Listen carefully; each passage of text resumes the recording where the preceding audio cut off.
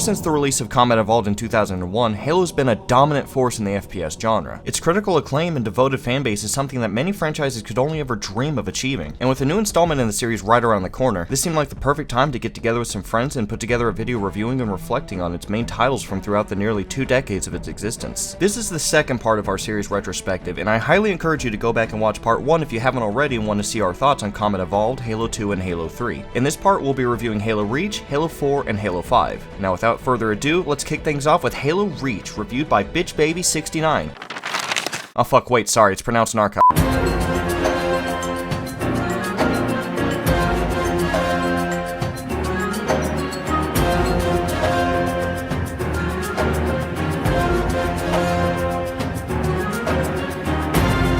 Do you get the joke, pussy boy?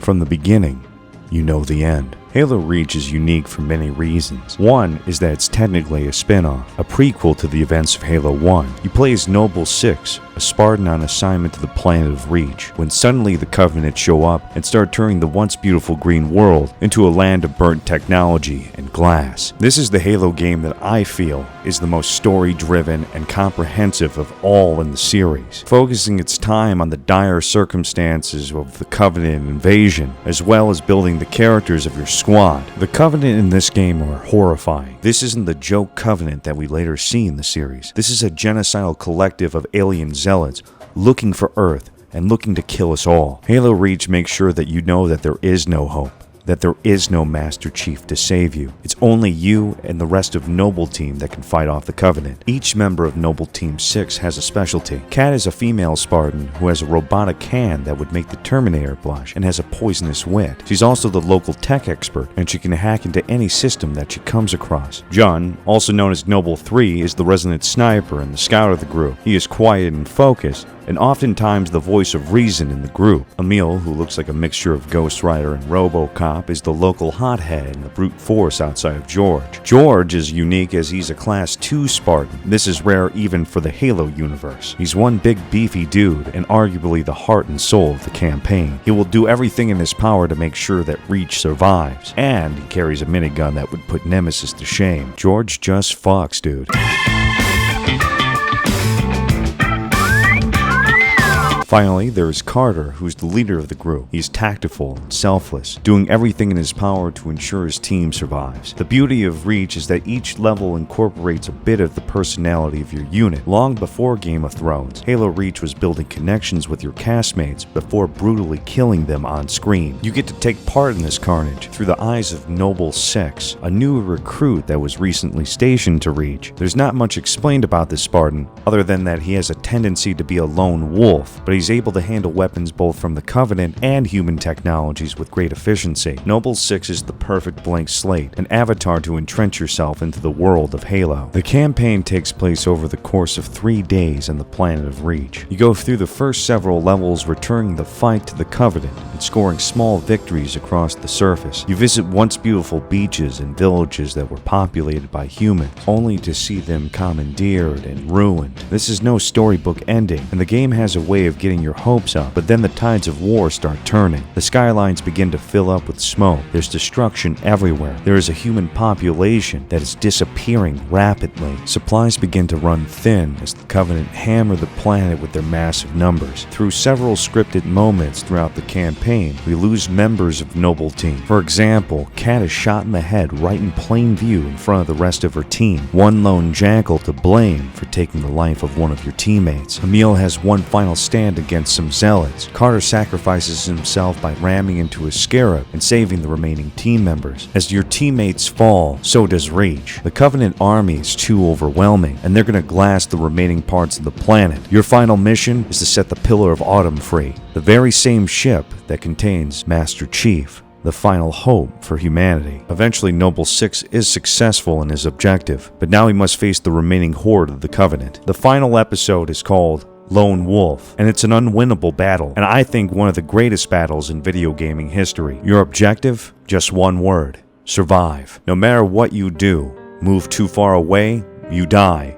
Survive for too long, you'll die. Eventually the credits will roll, and despite the grim ending, we can smile knowing that Master Chief is safe, and eventually the Alien Covenant will be defeated. Halo Reach is a roller coaster of emotion, and it doesn't hold back the horrors of war and establishes the menacing threat that is the Covenant. But despite all of this, it might surprise you that Halo Reach was quite hated when it first came out. The biggest culprit and complaint actually being the fact that there was recoil in the game. Abilities such as armor lock were widespread and hated because it brought the game to a standstill. People didn't like the sprinting system. People didn't like the fact that you didn't get to play as Master Chief, and there shouldn't be any other video games outside of the mainstream trilogy. Proving yet again, gamers can't handle any sort of change whatsoever. But I couldn't help but believe that it helped balance out the multiplayer. You couldn't just spam the triggers as fast as you could anymore to get a kill over another character. You had to slow down, make sure that your shots counted. Reach is much more tactful than the other games in the franchise, just because there's opportunities to get around the map in different ways. No more need to just do crouch jumping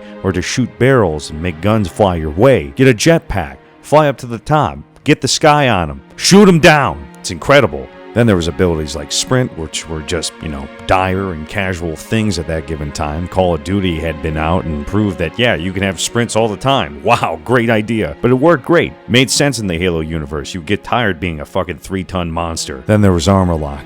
Oh god, there was armor lock. Armor lock was great for people who like to use vehicles. It would stun shit right up. If people try to grenade spam you, you just go down and it would go pew pew pew pew pew, and you'll be safe. It's really great stuff. Real simple to use, but you can't move. So people would just wait for you to get out of it, and then they would beat you to death. There was also invisibility, which, it would turn you invisible as long as you stayed still and as long as you stayed crouched. Not a lot of people really used it, but, it was helpful for sneaking around, typical stuff. As a man who had about 168 days of Reach under his belt, I can't help but just relive all the great memories I had playing it time and time and time again. Those maps were legendary. Did I bring up the customization? Hell yeah, Reach did that right too. As you played the game, you actually got points or credits that you could use to unlock armor accessories such as shoulder pads, chest plates, leg plates, everything. You could even get something like the Grunt birthday party, so every time you got shot in the head in multiplayer, it would do that yay thing. Freeze, just put that in. Fuck you, I won't do what you tell me! And when me and the boys would play multiplayer and the campaign, we would all have our own look. That's what made it so great. Each one of us could have a unique look that carried into each one of the cutscenes. So go and eat my ass, The Witcher 3. Halo Reach was doing it way back in the day. In conclusion, Halo Reach is a 10 out of 10 for me. It captures the essence of the Halo universe and is respectful to the source material. Just do yourself a favor and play it as soon as you can. It's available in the Master Chief Collection right now. Like really, it's that good, really. Wait a second, I have a fucking idea. Get on top. Yes! Poor man's tank, dude. The ultimate death machine. Let's go! Beep, oh, God. beep. No, fuck. I think that went great, dude. This time you can ride me because I have my clothes on. It's okay. Come ride me. It's okay. It's wholesome.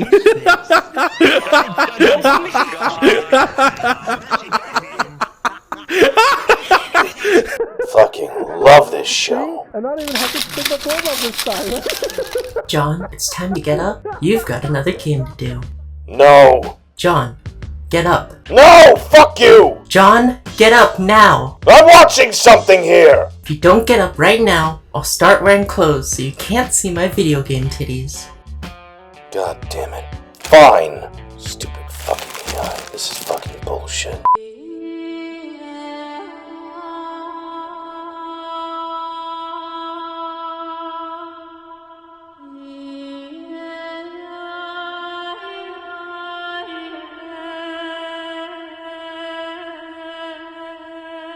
Halo 4 is the switching point between Bungie and 343 Industries' era of Halo games. Under Microsoft, Bungie was only allowed to work on Halo games. Having grown tired of only making Halo games, they made a deal with Microsoft. They completed their contractual obligations and were allowed to become independent again. With 343 taking the reins, they began their efforts to take Halo in their creative direction. Early on, they stated they had wanted to make Master Chief to feel more badass because he is a genetically modified super soldier in a state-of-the-art powered exoskeleton armor, a suit that only Spartans could wear without killing themselves. On top of that, they had wanted to add a human element back into the Chief, allowing for emotional conflict and deeper storytelling. However, they missed the mark and these decisions were not fully realized and led to just an okay new entry into the main series. The first of the noticeable changes 343 made was in the art style. This is immediately apparent from the beginning with the changes in ship design, Master Chief's armor, and Cortana's appearance. Right off the bat, 343 retcons Master Chief's armor, giving it a redesign, even though he was in cryosleep and his armor should not have changed. Their only in-game explanation they give is Cortana saying, "I rewrote your firmware while you were out." Cortana continues to look more human by sprouting toes, I guess. Vehicles, ships, buildings, and textures get upgrades across the board. However, the one thing I really appreciate about the redesigns is the attention to detail. Whether that be the electricity arcing off the Ghosts, the fuel canister strapped to the back of a Warthog, or even just how the tanks are strapped into place on the UNSC Infinity. It's these little details that really makes the world feel alive. Halo 4 doesn't do much to try and really improve the base mechanics. They did change how sprinting works. It's no longer an armor ability, but it still has a time limit and recharge time. This allows you to sprint around and still be able to use an armor ability. However, armor abilities still feel mostly useless other than occasionally remembering I can summon an auto sentry or a hard light shield to get a breather. The combat areas do feel a little more spacious, but at times it gives you too much room, allowing you to just bypass combat and run away. Vehicles did not receive any upgrades, even though 343 decided to try and feature some high-action vehicle-oriented levels. These were poorly implemented. In one instance, you're on a Ghost trying to escape a crumbling area, but you can pretty much beat it by holding the boost button and with minimal steering. The longsword level was honestly the most infuriating level in the game. You race through the trench on an enemy ship avoiding obstacles. If you even barely brush an obstacle, you immediately blow up and are sent back about a third of the level. A few new Human and Covenant weapons were added, like the Storm Rifle and Sticky Detonator. However, most of the new weapons feel like reskins of older weapons and are just bland. The only real attempt at change in gameplay comes down to the new faction introduced, the Prometheans. The new mechanical race in theory should have allowed for a slew of changes and shakeups to the gameplay, but it only kind of partially succeeds on this. The first addition is the Promethean weapons, which use hard light as ammunition as opposed to human bullets and Covenant plasma weaponry. Problem being is they feel underpowered in comparison and feel like just reskins of other weapons. Not really innovative. No Promethean vehicles were added in this game. However, this is negligible considering even the currently existing vehicles can be pretty much ignored with the exception of a couple levels. However, 3 new enemy types were added. The first being the Crawler, which is unfortunately not a good boy. The mechanical dog hunts in packs and has the ability to climb and attack from unusual angles. They utilize one of 3 weapons in order to attack from varying ranges to keep you on your toes. The Watchers are for the most part support drones. They can deploy hard light shields to protect the Knights and can throw back grenades that are tossed around and revive fallen Knights as well. The Knights start to fill in the gaps and are pretty much all-purpose, generic for the most part but have a couple unique abilities. The first ability is to teleport when in danger, and the second is to release a Watcher for support. Their versatility and maneuverability in combat is an improvement from the stiffness of the Covenant troops and makes combat more interesting. Finally, this brings us to Halo 4's story. Starting with the subplot, this was a concept I had been really waiting to be explored in the games. Cortana has reached the end of her service lifespan. Her neural pathways have begun to create an endless feedback loop with her data pathways expanding in an exponential fashion. In essence, she's becoming unstable and thinking herself to death. Having now been inside Master Chief's head for 3 games, Chief can only think of getting her back to Earth with only the slim hope she can be saved by Dr. Halsey. You are forced to watch your companion slowly degrade and lose herself. She becomes more mentally unstable, glitchy, unable to focus, and it puts you in danger multiple times because she is slipping. This storyline had me emotionally attached and left me empty the first time I played through. All I could do was watch helplessly until she finally sacrifices herself in order to save Master Chief, knowing it was the end of the line for her. It is a very somber moment and understandably leaves Chief grieving for the loss of his companion. The Spartan 2 program may have stunted the emotional and social growth of Spartans, but this shows they are still just human under their suits. Unfortunately, it does not feel like 343 put as much feeling into the main plot as they did the subplot. After drifting in space for 4 years without being rescued, Chief is Deus Ex Machina'd by randomly ending up in front of a Forerunner planet surrounded by a splinter group of the Covenant. Another ship, the UNSC Infinity, finds Chief because they had just happened to find coordinates to the same planet from another Halo ring at the exact same time. The main bad guy retcons everything we thought we knew about Forerunners being human. Turns out we're not. We did, however, have a major human Forerunner war before the Halo rings reset the universe, which is why the Didact still hates us. Another Forerunner activates a gene seed MacGuffin that only serves to make Master Chief immune to the Didact's weapon. 343 even made the final boss boring. It was a couple couple button presses and a QuickTime event. You stick a grenade him off a hardlight bridge and you're done. It really wasn't much more than shoot everything on your way to the waypoint. Without the subplot, there really would not have been any investment in the story for me. Honestly, Halo 4 was just an overall okay game. I really don't feel like this game tried to push the envelope, which is something that was really needed after having 4 previous titles. I enjoyed the style change and improvements of the graphics, but it does not make up for the lackluster main story and lack of any real gameplay improvements. Instead of building on the lore of previous games, 343 retconned several major aspects and couldn't even do it in an interesting way. I remember my original playthrough being enjoyable, but that in retrospect was skewed because I was playing it in co-op with a friend. The playthrough to refresh myself for this review just felt like a slog. There were some exciting moments in the campaign, but those were few and far in between. Moments like riding the mammoth and taking out the ion cannons with its mat cannons was a blast, but it's overshadowed by the much more frequent standard run to the objective marker and hit a button, or frustrating level designs such as the longsword level. For as much and as long as I have loved the series, I really wanted to enjoy this game. 343 had the perfect starting point for a fresh adventure in the Halo universe, a way to give farewell to the Bungie era and show what they could do with a fresh take. Instead, we were just left with more of the same. At least Cortana got a touching send-off before 343 ruined it in the next game. I wish you would step back from that ledge, my friend. You could cut ties with all the lies that you've been living in. Hey, what's up, man? God fucking damn it, stop doing that!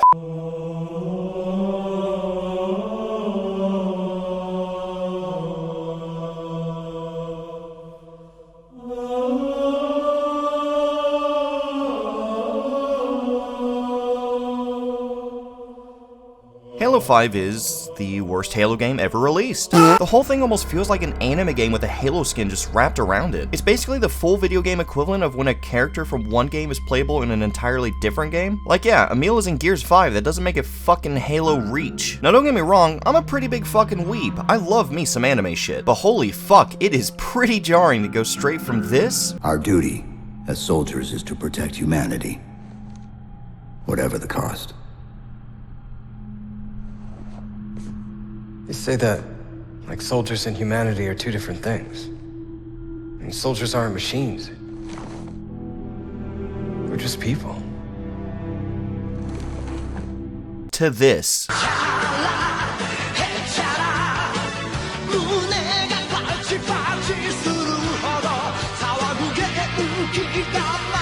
Now, I'm by no means somebody that's opposed to change in a game series. Games need to change. They need to evolve and adapt, otherwise they get stale. But that change also needs to be good, and in my opinion, this just isn't. Whenever I think of Halo, I always think of strong single-player experiences where you play as a badass among badasses, someone that's above everyone else on the battlefield, not unstoppable, but definitely a far greater threat than anyone else on your side. Halo 5 changes things around by forcing you into part of a team. Now, this on its own isn't exactly new for the series. Friendly AI have always been a thing in Halo. Even Reach, my personal favorite game in the franchise, has the player take on the role of the newest member of a team of other Spartans. However, this was never a problem because there was never any feeling that you needed to or really even could rely on them during gameplay. Yeah, a guy shooting the turret on the back of your Warthog is useful, but not really necessary when you can just as easily run enemies over or get on the gun yourself. Yes, having Emil shooting and distracting enemies towards the end of Reach helps, but you're still the one doing most of the heavy lifting. And even in all these games, you go through plenty of sections where these allies aren't there at all. You're completely on your own, but here in 5, that's not the case. They're always with you, and the story constantly reinforces that they're about as strong as you are. This on its own wouldn't necessarily be much of an issue if it weren't for one mechanic that genuinely surprised me when I first played the game. The AI can revive you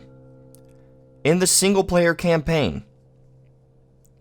Fuck you. This single mechanic completely throws off the entire feeling one should have when playing through the campaign on their own because it basically advertises to the player what the campaign is really meant to be. It wasn't designed as a single player experience that has the option of co-op in case you want to play with your friends. It's the other way around. This is a cooperative campaign that they simply give the player the courtesy of allowing them to tackle it on their own. Now, I'm very much aware that this specific issue I have with the game is just an issue of personal preference because I am very much a person that prefers a good single player experience over one where you feel like the game is supposed to be done cooperatively with your friends. This on its own isn't enough for me to fairly say that this game is dog shit. But don't worry, there are plenty of other reasons for me to say exactly that. Now, I don't think I can really talk about Halo 5's gameplay without first talking about something that's been a somewhat divisive issue in the Halo community for quite some time: the ability to sprint. From Combat Evolved to Halo 3, the only way the player had to boost their base speed was through the use of vehicles. This changed with Halo Reach when Bungie built on their armor equipment system from Halo 3 and implemented a sprint ability that depleted and then recharged. 343 then doubled down on this in 4 and 5 by making sprint an inherent an ability instead of a specific piece of armor equipment that needed to be equipped. Looking back, I think not having the ability to sprint in the original trilogy is something that actually worked in its favor. You see, sprint in a shooter game doesn't just serve as a way to get from point A to point B faster, it also serves as an out for when you need to disengage from a fight quickly. Not being able to get away quickly in the original trilogy meant you had to think carefully about how to confront a fight. You can't just run into the middle of a group, kill some people, and expect to get out of there fast enough to survive. You need to pick off enemies while keeping in mind your immediate surroundings so you can get to cover quickly if things get too dicey. In 4 and 5, that need to think is greatly reduced because now if a group of enemies is about to kill you, cover doesn't have to be so immediate. You can get to something further away in a shorter period of time. Again, basically giving the player an out in case they got a little too cocky. Now, giving the player this option isn't necessarily a bad thing in my opinion if it's done intelligently. In fact, we can backtrack to Halo Reach as an example of it being done very well. This game actually gives the player several methods for saving their own skin when being overwhelmed. From sprint to the bubble shield to armor lock, you have plenty of ways to avoid getting murdered when you might be otherwise outmatched. The reason this works so much better in Reach than in 4 or 5 in my opinion is because these abilities work in different ways and can be more or less useful in different situations, but you can only have one at any given time. Sure, you can have sprint, but at the cost of not being able to use any of the other valuable armor abilities that might be even more helpful. And like I mentioned before, it depletes and then has to recharge just like every other piece of armor equipment, meaning you can't just constantly run back and forth. This forces you to not only think about whether or not you want to sprint, but about when to do it. This enhances the player's ability to avoid death in combat while still preserving the gameplay motivations to think about combat tactically. By separating sprint from the armor equipment system, Halo 4 cut down on this need for tactical thinking, and Halo 5 makes it far worse. You see, while giving the player the option to sprint whenever they want does make it so you don't have to think quite as tactically, it is ultimately a fairly subtle change that doesn't affect anything too drastically on its own. It made Halo 4 feel a bit more forgiving, but not nearly to the point where you felt overpowered. Halo 4 still plays pretty much exactly how you'd expect a Halo game to play. The thing is, you have to keep in mind that these mechanics aren't put into place in a vacuum. The effect a mechanic has on the gameplay experience is amplified by how it interacts with other mechanics. The ability to sprint in Halo 5 whenever you'd like, for as long as you like, when combined with the fact that you can now be resurrected by friendly AI, who are also capable of sprinting by the way, almost makes it feel like your combat decisions have no consequences at all as long as you don't stray too far from your team. A huge part of what made Halo's combat so fun up to this point was having to think strategically about how to deal with the enemy forces in front of you. But now you don't have to think tactically whatsoever. You can freely run into a group of enemies, shoot willy-nilly, and simply run out if there's too many to take on yourself. And even if you fail, you'll probably be picked up no problem. This kills off a lot of the tension a player might otherwise feel during a tough fight in the campaign. And this isn't even to mention the addition of the ground pound and Spartan charge abilities, which go beyond just not punishing the player for recklessly running into groups of enemies. They actively encourage it. Another issue I have with the game is the way it handles the addition of Spartan Locke and Fireteam Osiris as new protagonists whose missions take up a large chunk of the campaign.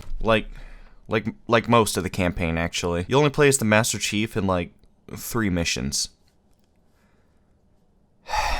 Now, based on my review of Halo 2, I think it's pretty obvious I am by no means against other characters taking the spotlight for Master Chief. But the difference here is that Halo 2 actually gave us a reason to give a shit about the Arbiter as a character. They directly tie him to our actions in the previous game and use his character arc as a focal point for the Prophet's betrayal of the Elites, which has a massive impact on the story as a whole. Spartan Locke just kinda shows up? Like the game just goes, here's a cool new badass to play as, have fun! There's nothing to his character in the game. There's no interesting reason to show his perspective, and he never goes through any sort of character arc. The closest we get to his character experiencing any change is that at first he's assigned to find the Master Chief and bring him home against his will, but later he has to save the Master Chief and bring him home, but with consent. Wow! There's also the issue that playing through Locke's missions literally don't feel any different from playing through the Master Chief's. In Halo 2, there were very distinct differences between their campaigns. While Master Chief could certainly find and equip Covenant weapons, he almost always started off with human weapons, and the game made sure that there were plenty of those to go around. There's a very clear focus on making sure the Master Chief has access to human methods of wiping out enemies. The only real exception is late into the game when he's stuck on the Covenant ship High Charity, which, I mean, yeah, no shit, you're gonna have to rely on Covenant weapons. And the reverse is true for the Arbiter. Covenant weapons and vehicles are the clear focus, and they even give them the Elite's active camo to boot. You can feel the differences between their two sides of the campaign, but the Master Chief and Locke? There's literally no difference other than which AI's mouth dialogue comes out of. There is no tangible gameplay difference between the two. But you know what? Hey, despite these issues, it's still a Halo game, and Halo usually has a pretty solid story despite whatever nitpicks I have about individual games. I wonder what interesting new villain this game has for a... God, I fucking hate this game. Okay, so this game decides that actually Cortana isn't dead. She managed to survive the Didax ship getting Nagasaki'd and found herself on the Forerunner planet Genesis where they just happen to have a cure for rampancy. Go on, Cortana, just take a big ol' sip of that off-screen cure juice. That's a good girl.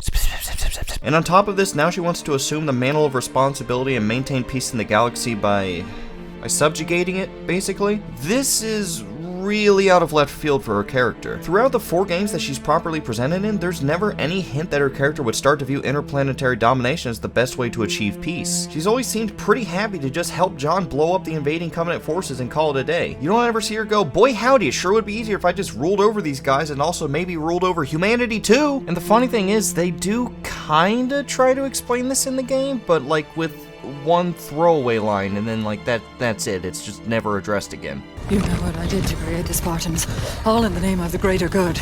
Doctor, we don't have time. Cortana is built from a matrix of my own mind. The domain gives her incredible power. I understand. Oh, okay. But I mean, hey, at least she has a pretty cool outfit now, though. That's pretty dope. I mean, I certainly have no issue with video game titties, but I mean, come on, this outfit actually looks pretty cool. The art style makes the Arbiter look fucking dumb, though. It honestly makes me kind of sad to think about how low this franchise's storytelling has fallen with this latest installment. I'm personally not a big fan of Halo 4, but at least things still felt like it was Halo. There were character dynamics that were genuinely interesting to watch unfold, and plot points that honestly kept me interested in seeing whatever came next. But 5, I don't care about basically anyone here. Cortana's entire return just feels forced. The only person in Fireteam Osiris I have any familiarity with is Buck, and even the game gives us no reason to give a shit about his character. The game tells us that Master Chief's blue team are like family to him, but don't really show it outside of one cutscene. There's no chemistry between any of them. In Halo Reach, you get to see the way the other members of Noble Team interact with each other pretty much immediately. They each have distinct personalities and play off each other very well. They actually act as though they've known each other for a long time. But Blue Team in Halo 5, they just sort of tag along with the Master Chief against its will, and that's it. They're just kind of there. The only character I find myself enjoying is Master Chief. This is probably the one aspect of the campaign where I feel genuinely invested. They do a pretty good job of portraying the struggle Master Chief is going through as he's forced to come with terms with the fact that his longtime friend is now a threat to humanity and needs to be stopped. Not his AI, his friend. One of my favorite aspects about Halo 4 was that they finally began to properly explore John's humanity. Although they gave him some personal motivation in 3, it was still pretty bare bones. 4 was the first time where it felt like they were really beginning to delve into his character, and I was excited to see how they would build on that in 5. And you know what? They do a pretty good job whenever he's on screen. I know we have a disagreement, but once you understand my plan... Your plan is we do as you say. I'm offering people a chance to be more than they are naturally. Like Dr. Halsey did for me. But even then, what character development we see from him is pretty hampered because he's basically relegated to the sidelines so the game can focus on Locke. So even the one aspect of the campaign that I did enjoy is held back for characters the game gives us no reason to fucking care about. But despite all of this, the most egregious aspect about this game isn't even a component of the game itself. Its greatest sin, at least in my eyes, was its deceptive marketing campaign. I feel like any Halo fan will tell you that as a franchise, Halo has always had a pretty solid track record of good advertising. I can't tell you the number of people I've heard mention that Halo 3's Believe campaign is their favorite of any game ever. And honestly, Halo 5 was incredible as well. Its Hunt the Truth ads painted a picture of a game showing 2 separate perspectives of the same story. It painted a picture of Spartan Locke viewing the Master Chief as a betrayer. It painted a picture of Master Chief viewing Locke as exactly the same. It painted a picture of a game centered around these 2 powerhouses going toe to toe. The fate of millions depending on how their conflict resolves itself. When I saw these trailers, I was fucking hyped. I was ready to see what this game would have in store for me.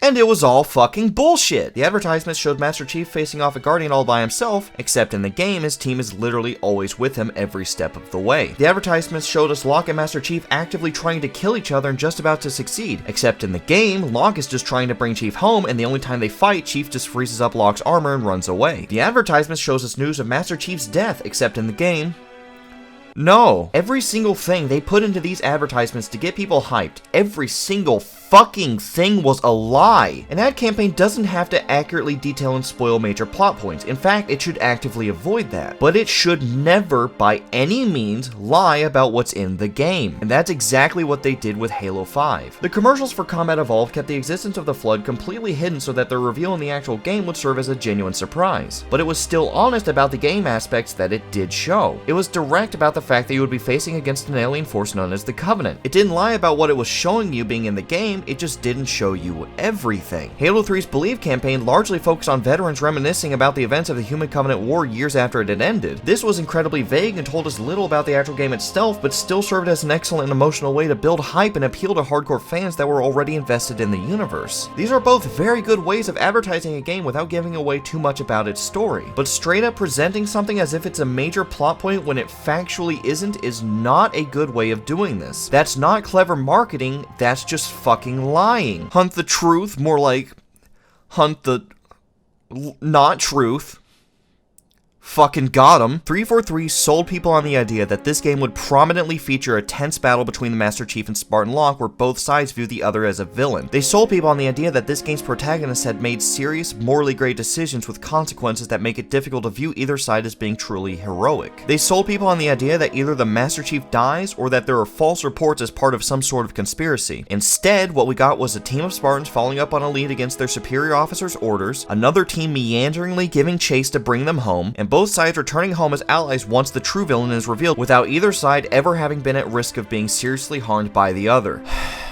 You know, I wanted to like this game. I really did. Halo has always been one of my favorite gaming franchises, especially when I was growing up. I still have fond memories of playing through the Halo 2 and 3 campaigns multiple times with my brothers. Even to this day, we still occasionally go back and play Reach on Legendary because it's just so fun for us to play together. I truly do have nothing but love for Halo as a franchise. But with the horrible taste 5 left in my mouth due to the idiotic gameplay decisions, horrendous storytelling, and their dishonest marketing campaign, I'm worried. I want this franchise to succeed. I want the current generation of kids to have the same fun time playing Halo with their friends that I did when I was growing up. But right now, 343 has painted a pretty bleak picture of the franchise's future, at least in my mind. I only hope they've learned from the mistakes they've made here and turned things around with Halo Infinite. I mean, hey, who knows? Maybe 343 will have the redemption arc of the century and produce a genuinely fantastic Halo game worthy of its title. But I guess just like with Halo 5, only time will really tell. Here's hoping.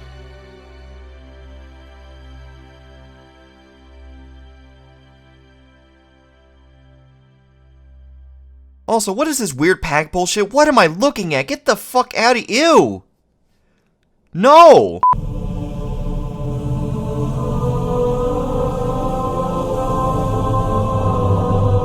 And there it is, every Halo game reviewed. Well, every Halo game that matters anyways. You know, it genuinely was a lot of fun to go through and revisit all of these campaigns again. It was great to refresh myself on why I hold this series so close to my heart. Well, most of the series, anyways. If I had to rank them, I would personally say that Halo Reach was the best in the series, followed by Halo 2, Halo 3, Combat Evolved, Halo 4, and then Halo 5. In first place, I would have to put Halo 1 as the best Halo game. Second place would be Halo Reach. Third place was Halo 2. Halo 3 then comes in fourth, and that puts Halo 4 in fifth place, and then Halo 5, that dumpster fires in last. If we're gonna base it off everything, I'm gonna put numero uno to Halo Reach. Halo Reach definitely is the winner, just because of all the storylines, all the cool shit. Best customization, best multiplayer experience. Biggest dick. Biggest dick. Absolute biggest wiener on Noble 6. That's why they call him Noble 6. It's Noble 6 inches of dick. Yes, 6 inches or more. Then we have Halo 3. I'm gonna say Halo 2. Then I'm gonna have to go with Halo 1. Then I'm gonna have to go with, you know, ODST, and I'm gonna have to go with We didn't even review ODST. Shit! What was the sixth one? Oh, Halo 4. Fuck Halo 4 and Halo 5. You know what? Actually, I'm gonna say Halo 4 is the last.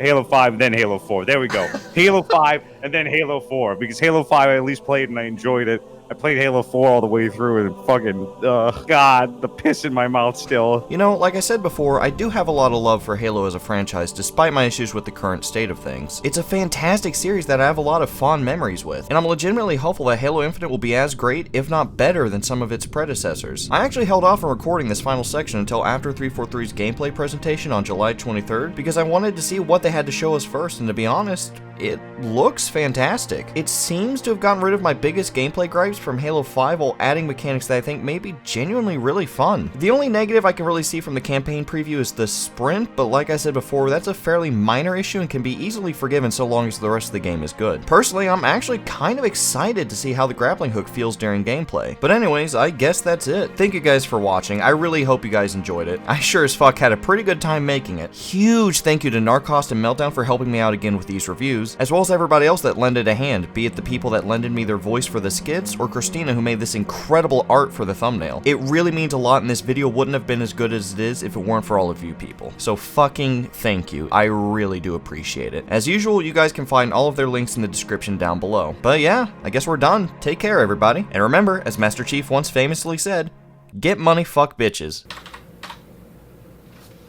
Video's done.